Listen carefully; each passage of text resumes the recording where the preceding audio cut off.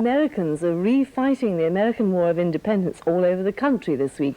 They've been brought over by English Heritage to bring history alive at historic buildings and stately homes in England.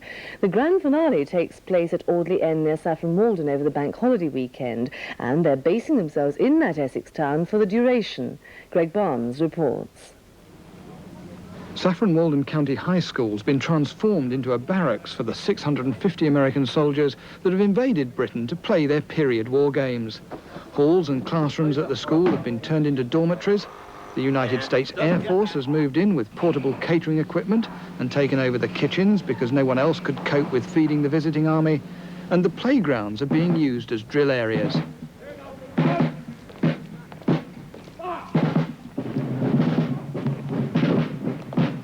Today, these soldiers of the 1780s marched from the school for final rehearsals at Audley End before the two huge mock battles that will be fought at the stately home on Sunday and Monday.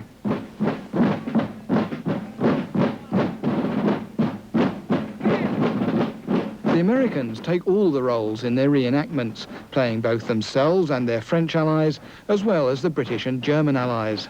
History books can tell a lot, but you never know what it was like to put on the shoes, to put on the pack, and to march on the field. Because the soldier knew nothing of the politics. All he wanted to do was go home. And you suddenly realize what the soldier felt like, that this was a job that he wanted to get over with very quickly and go home. Do you ever get hurt? I mean, you put a lot of effort into the battles. No, it's very safe. It's very safe. Being in the 18th century, everything's very regimented, and a battlefield is very small. And we march all together. The officers are in total command. Also, there's no free-for-all. It's all set battles. We know what's going to happen. The soldiers' weapons routines usually involve firing blank rounds to recreate the noise and smoke of the actual battles. But as an extra safety precaution, in deference to the Hungerford shooting tragedy, they'll only be issued with gunpowder on site on the day of the reenactment. Just how quality a group are they? I think they're probably about the best for equipment. They really do a fantastic amount of research to get everything right. You'll find, for example, on their costumes, any visible bit of stitching is hand sewn. No machines are used just to make it actually practical, but anything you see will be the sort of cloth from the period. It'll be dyed in the correct way, and every little detail they can get right, they'll do so. The display at Audley End will be the biggest and most expensive project English Heritage have ever undertaken. But for the American enthusiasts, it's just another chance to indulge their childhood fantasies. Well, I think the old saying of a man never grows up, his toys just get more expensive is probably a good statement at this point in time. And our American friends prepare for their part in this historic event. Here, a member of the 17th Light Dragoons, the only regular British cavalry unit in America throughout the war, prepares his horse and his tackle. Immaculately uniformed and equipped down to the last detail, the recreated 17th has made all its own equipment, including the leather helmets, uniforms, saddles, and horse furniture.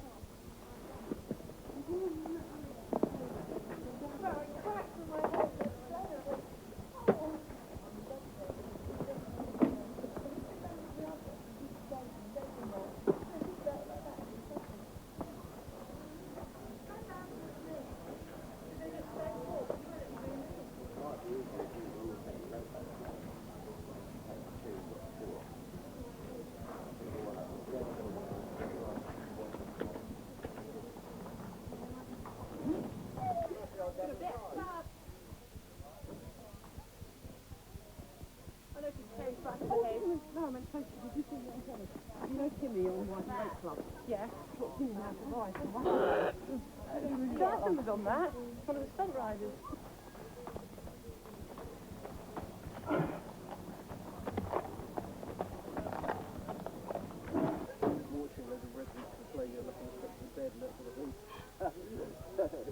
I can remember it, we used to get a cup of tea down there. Yeah, that's right. Yeah, I know that guy. Rounds or a gun that you've never seen before? You can't bolt it. Oh, yeah.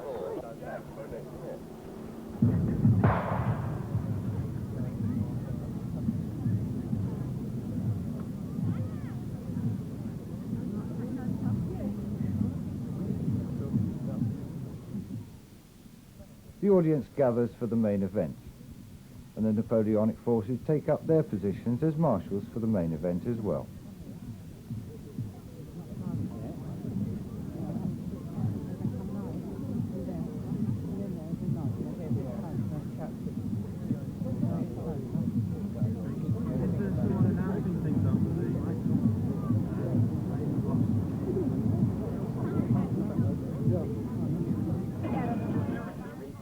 And here, young children and adults have the opportunity to meet with members of the American forces who explain their uniforms, their customs, and their reasons for joining into this unique society of people. And I would carry all my necessary items in here. Some extra leather, thread, that's some thread.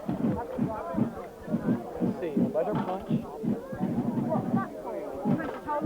Holes in leather to make repairs. What else? Oh, some continental currency. There's one for you. Okay. And there's a piece for you. Okay. That's worth a lot more than the paper. This wasn't even worth the paper it was printed on. We always look at the art. And it's something that we do as a hobby. And so when we get into it, we learn from one another as we get involved. I'll sit down and listen to somebody talk about a battle they've read about, or a battle site that they've visited, and they'll tell us about that. And then we just add that to our knowledge of what we've already got, and it just blooms over a period of time. I've been doing it for 13 years, since 1974. Yes, when the American Bicentennial began, I wanted to do something other than just stand on the corner and watch parade go by.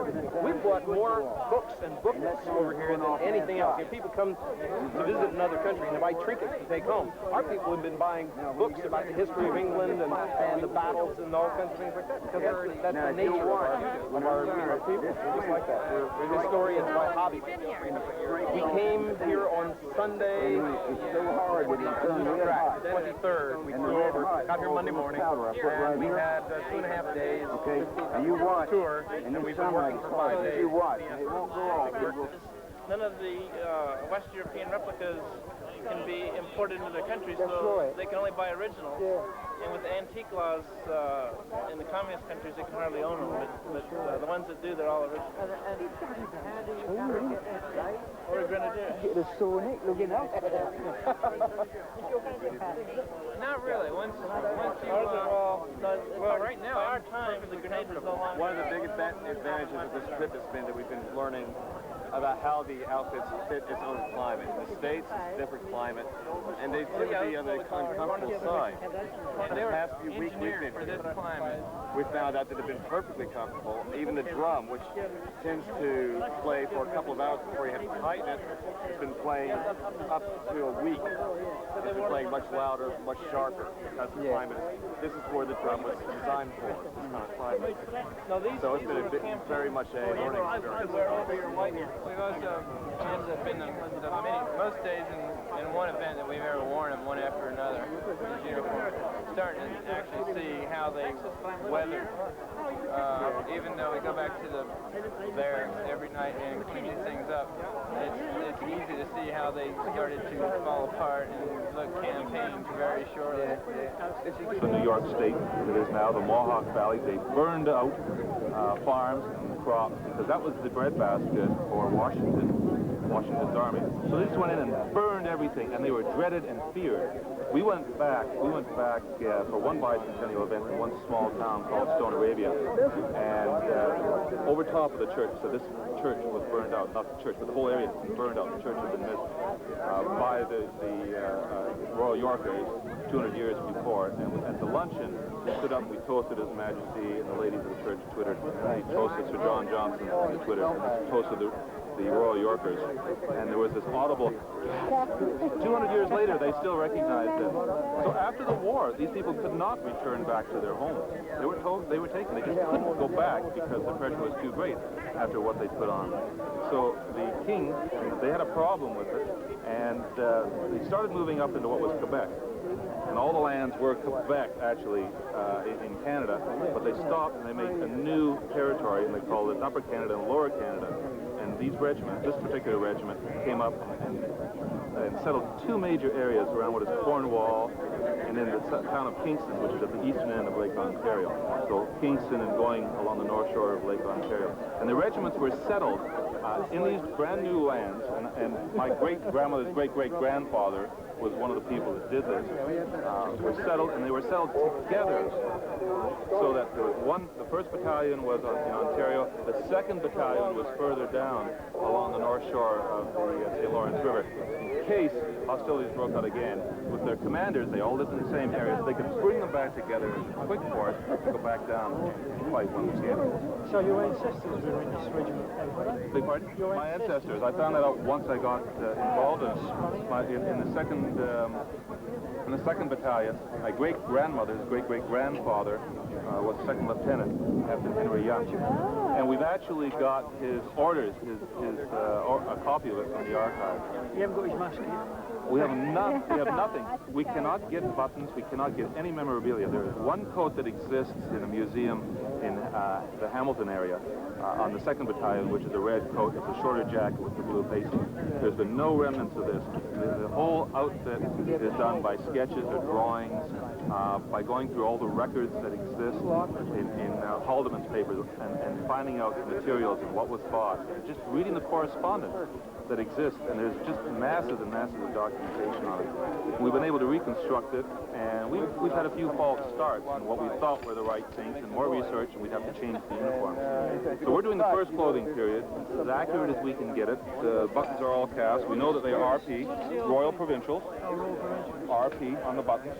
Right? And the breastplate, they were able to find breastplates. I think they found one of these, so they were able to copy it from a book. The colors are the most accurate that we could do by going back into other colors of the period of time and knowing what we did about it. It's too pretty. It's too pretty. I'd shoot. Clean it again. That's right. There are people who don't mind getting them dirty, but I don't like it. Excuse me? Oh, it could. Yes, it could. It'll be fine. Yes. No, it could fire a ball if it had to. Really enjoying that ice cream, eh? It's a tad creamy for American taste, as a matter of fact. Yeah. But it's great. You're enjoying it, right? It took all my useless change out of my pocket, so I guess I'm really enjoying it, right?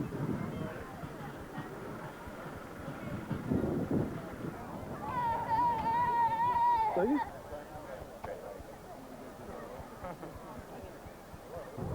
The umpire now brings out a case of the best of Joseph Manton, the deadly hair-trigger pistols that were made in Dover Street in London, specifically for the purpose of, shall we say, social killing.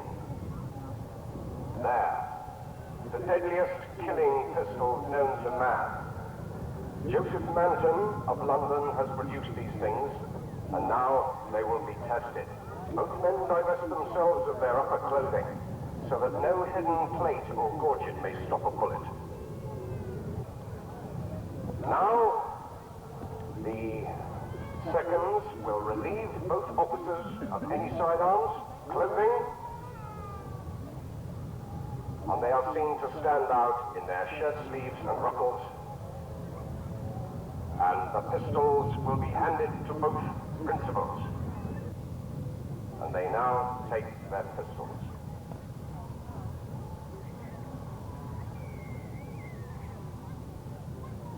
The principals are placed, and the seconds retire, back to back.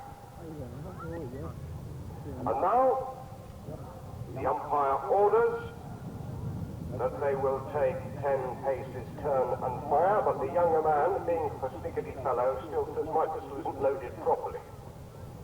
Nonetheless, 10 paces, gentlemen, back to back. 10 paces, gentlemen, please. 1, 2, 3, 4, 5, 6, 7, 8, 9, 10. Turn. Turn. And give fire. Fire. And indeed, a misfire with both pistols, or is it with one?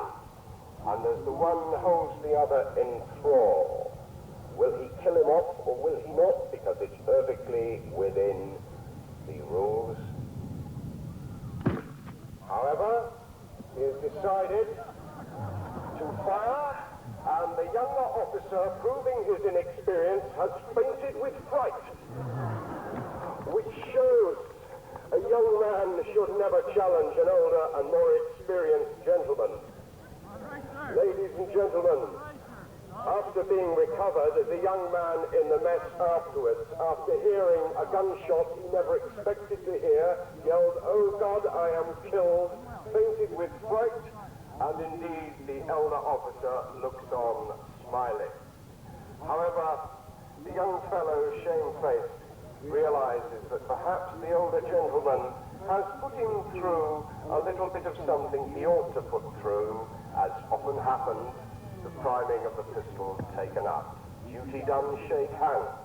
And the young fellow very shamefacedly apologizes to his senior.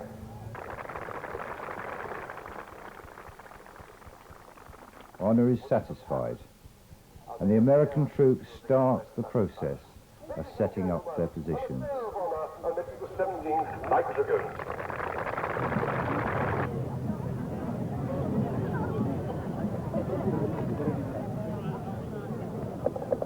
Now the dragoons going into a couple of manoeuvres, split into two parties.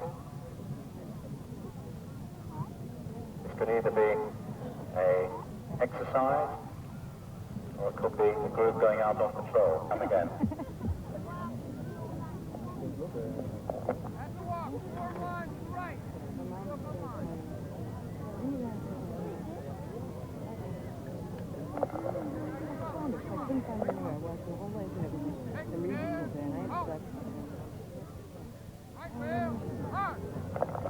While you see these dragoons going through their paces, I think we should bear in mind one individual who isn't out on the field with a regiment. The regimental commander broke her foot the other day. He's having to watch. After coming thousands of miles by aeroplane, taking part in the training, she fell off the pavement outside Hamleys in London. Obviously off somewhere, they've run into camp, they're looking a little distressed. But the question is, why are they looking a little distressed?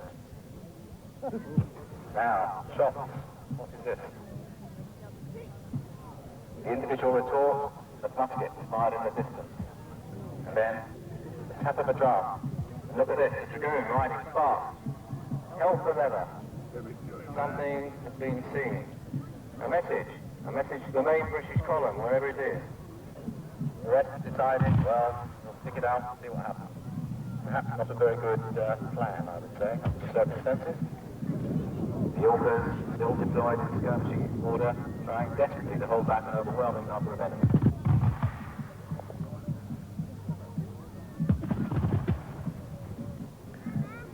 The distant sound of fights playing, drums beating. It looks a secure defensive position as it has quite a deep ditch around it, but unfortunately it's not bulletproof up there. And the Yorkers are being forced back. Now we see the steady advance of the Americans, shoulder to shoulder, approximately 70 paces to the minute, muskets held upright, the Yorkers falling back before them. The British advance party falls further and further back, overwhelmed by the sheer size of the American forces. Marching purposefully over the brow of the hill, the Virginia Battalion. Slowly the Americans push and push and push the British advance party further and further back down the hill. Practice to maintain a line that long. The only way to do it is to practice again and again and again. And the soldiers. And now the Virginians march to the camp, take possession of the United States of America. Very distressed lady running down the trail. Winner of the Actor of the Year award. You'll notice how the troops operate in pairs. One soldier fires while he is protected by his partner. Now the man behind will guard him while he reloads. As the Americans press forward, the unit shrinks man by man. The original 50 men, there are very few left.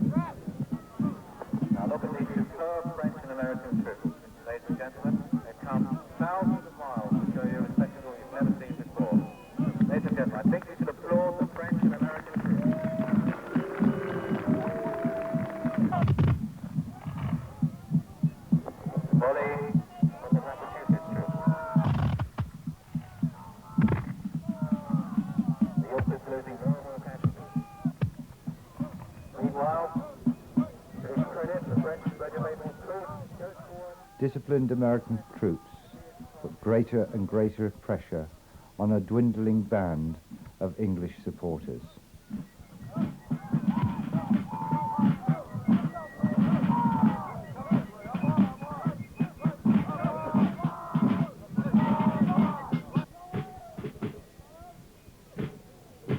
American light infantry.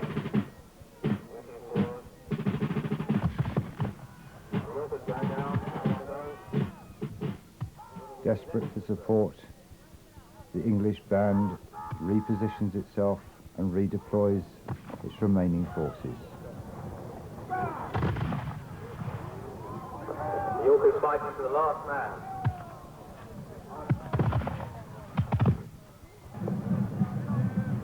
The last drums and fight of His Majesty George III's army. And the Americans must be getting a bit worried, because the sheer sound of these drums and fifes proves there's a lot of them. And with the advance of the British reinforcements, the Americans consolidate their position. Largely wasting their ammunition at this range.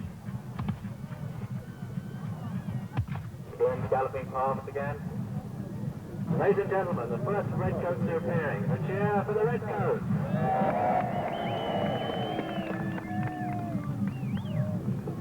Leading the column, British Grenadiers of the 10th Regiment of Foot, today's Royal Anglian Regiment. They're very distinctive in their uniforms. Two bearskin caps. Here they come again. Firing pistols again. Really close range this time. French striking them off with volleys. There's an awful lot of redcoats, ladies and gentlemen. Can these American troops and their French allies hold? The second gun firing. It is crewed by professional regulars of the Continental Army. Confusingly, they wear uniforms almost identical to the Royal Artillery, which would totally confuse people in a close action. And the Dragoons are coming forward. Look at this. They're trotting forward. And the light infantry and the gunners have so what to do. They're bewildered.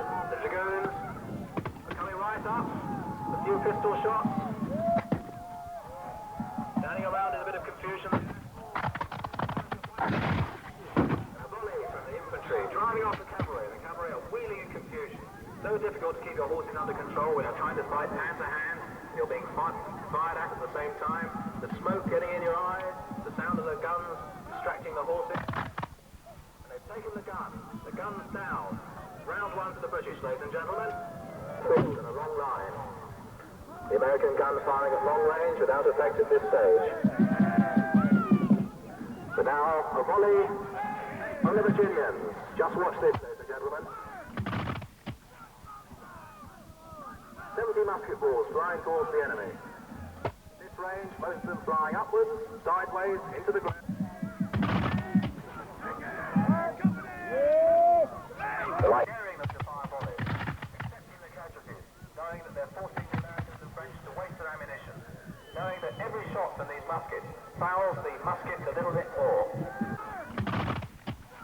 soldiers recruited from depots all over England were laid dead, killed by round shot from the cannon, killed by musket fire, or perhaps an American. Worse still, the fate of some of the American troops.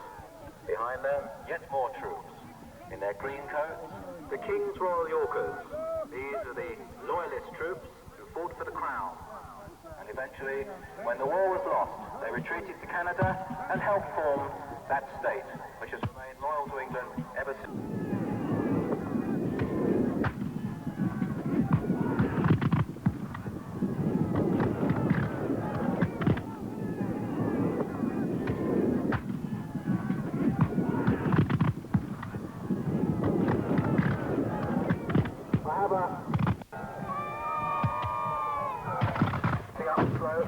Firing alternately, running up, firing again, while the Americans maintain their positions.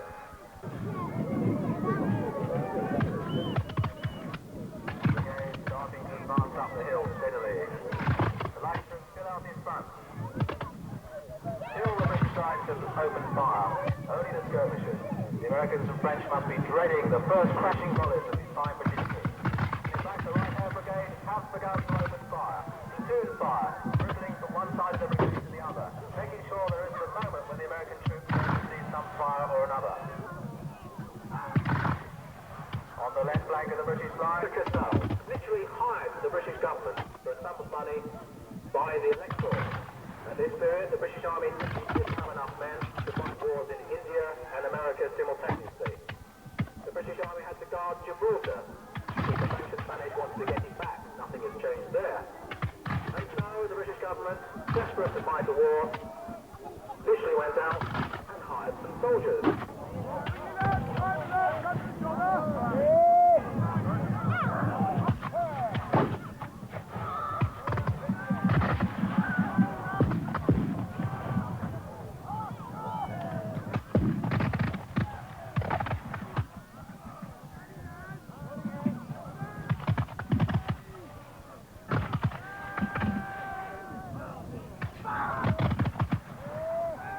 You'll note the leisurely fashion of these battles. No hurry. Why hurry? Why advance to certain death when you can soften up the other side with volleys first? These British troops know they got the message of the Americans and French. There's no hurry to advance. By crashing out with these volleys, they can destroy the cohesion of the French and American ranks, advancing up the slope, ladies and gentlemen. Ever nearer. The crack troops of the Royal Welsh Fusiliers. On their left, the Guards. On their left, the 22nd. On their left, the Royal Yorkers and Hessians, whilst on the right, the 64th and 43rd and 6th, in line, march ever closer, accompanied by the artillery. And as the Americans try desperately to hold their position, the English grow ever nearer. It looks like the American commander has decided it's time to go home. But the pressure is too much.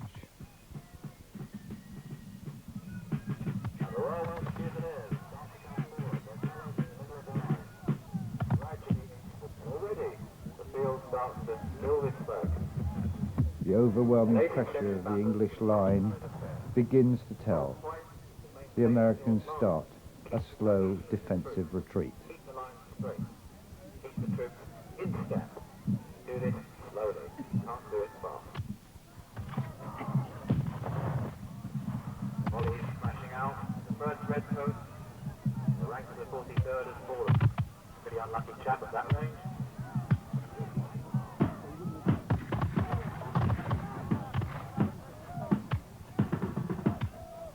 The retreat is an orderly one and controlled.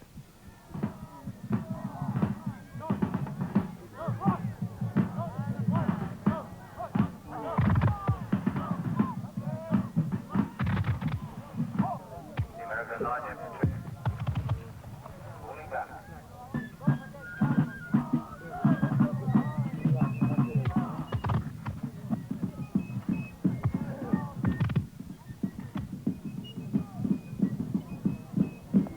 Now, the right-hand brigade of redcoats, the 10th and 43rd, the 64th following some distance in reserve. American casualties begin to mount as volley after volley begins to strike into the heart of the American troops.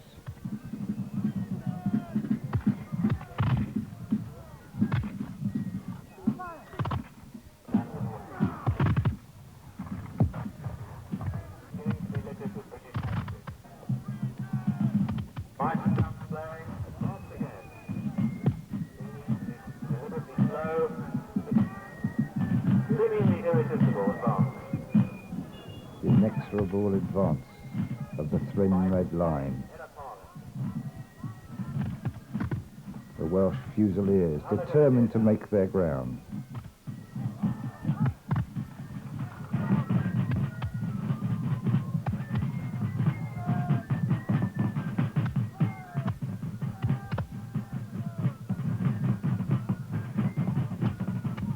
The British troops advance, ever more confident of an overwhelming victory.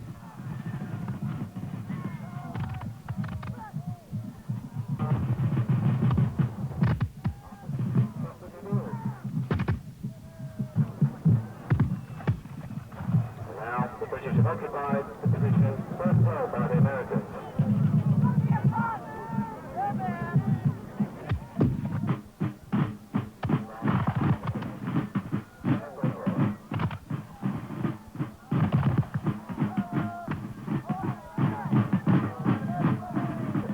But even the British are taking their casualties.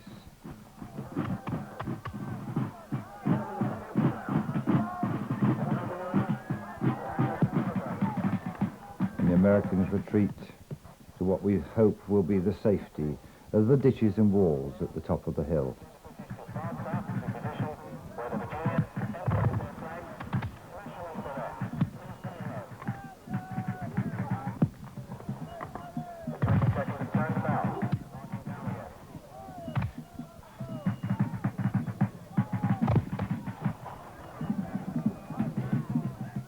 But at this stage, the American position grows ever more hopeless.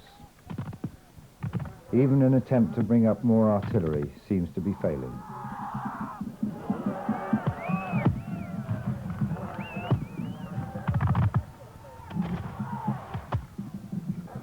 So far, the British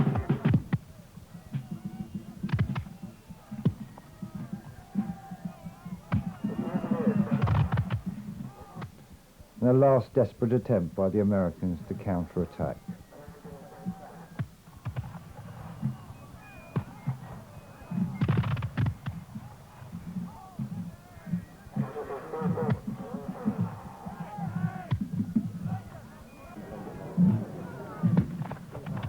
The battlefield lies strewn with the debris of war.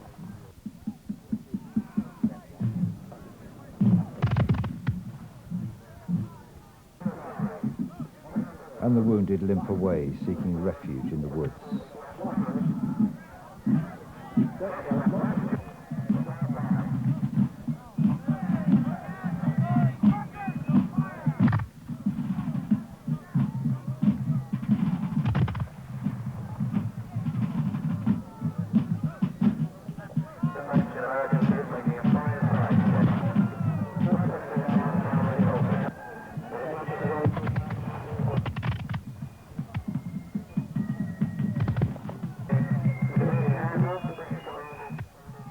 The last few desperate volleys of the American troops.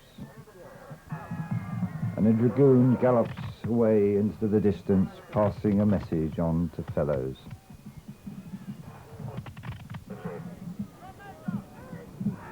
And at last the English general realizes his overwhelmingly strong position and seeks the surrender of his American opponent.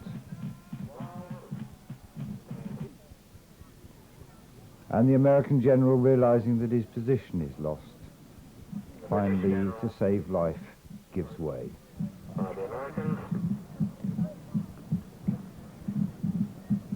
It looks like the British are politely informing the Americans. Thus ends an exciting and highly entertaining day at Audley End.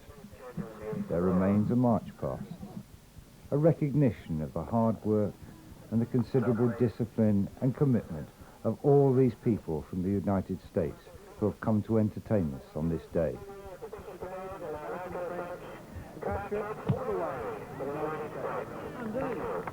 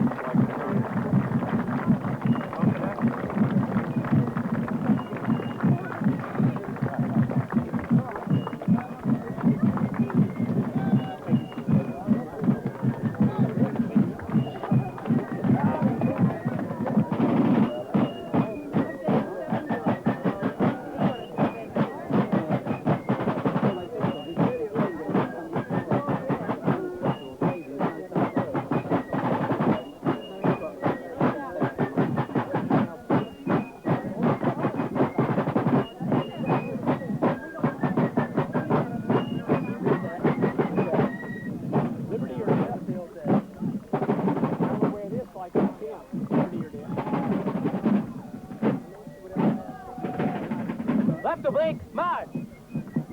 Camp.